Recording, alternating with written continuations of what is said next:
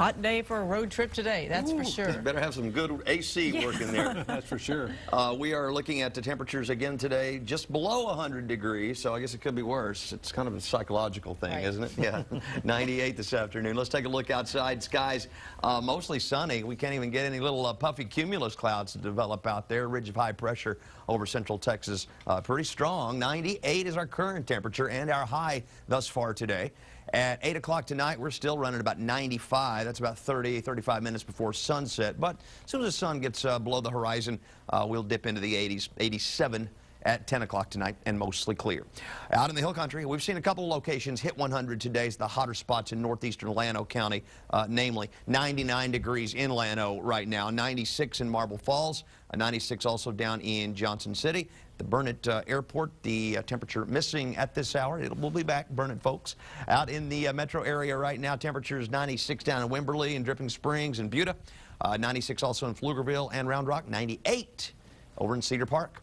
In our eastern counties tonight, you folks, looks like 93 to 97, the temperature range there. In the city, it is 98 degrees and partly cloudy. Out at the airport, it is 95 degrees and skies are partly cloudy. Winds are 7 to 9 miles per hour. Not a lot of breeze out there. Sunset tonight is at 8:32. Pollen count today, not as bad as yesterday, but the mold's still high at 1,529. Yesterday, the count, you'll recall, was near 4,000, so it's a little better. Grass at 17 is low today. Around Texas, hotter to the west of us, 103 in San Angelo right now, 105 down in Laredo. Midland, Lubbock, Amarillo, all above 100. That's because the center of the ridge of high pressure that's responsible for this summertime heat has shifted just slightly out to the west and down into Mexico, and so that's why the temperatures have dropped a couple of degrees here in central Texas over the last couple of afternoons. That ridge of high pressure actually extending up into the northeastern U.S. Washington, D.C. was at 101 degrees at one point this afternoon, I noticed. Right now at 97. Excessive heat advisories, heat warnings, all kinds of things going on in the Northeast because they're just not accustomed to this. There's some cooler weather headed that direction. Remember, Chicago was at 95 day before yesterday. Minneapolis, remember, was at 103 degrees 2 days ago, the hottest temperature they have experienced since the year 1940.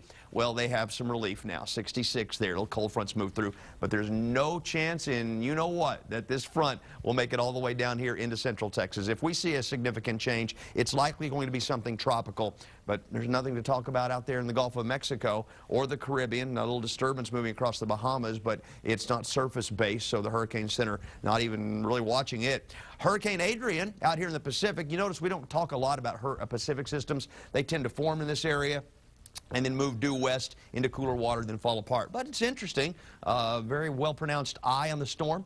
115-mile-per-hour winds make Adrian a Category 3 hurricane today. But there are no advisories other than high surf and rip current warnings there on the west coast of Mexico because it's moving away from land.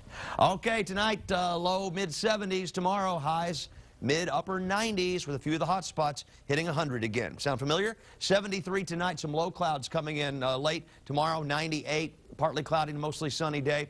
And again, for the next 7-day period and very likely beyond, we don't see any change in the next 2 weeks actually, we'll continue to have temperatures that fluctuate very little.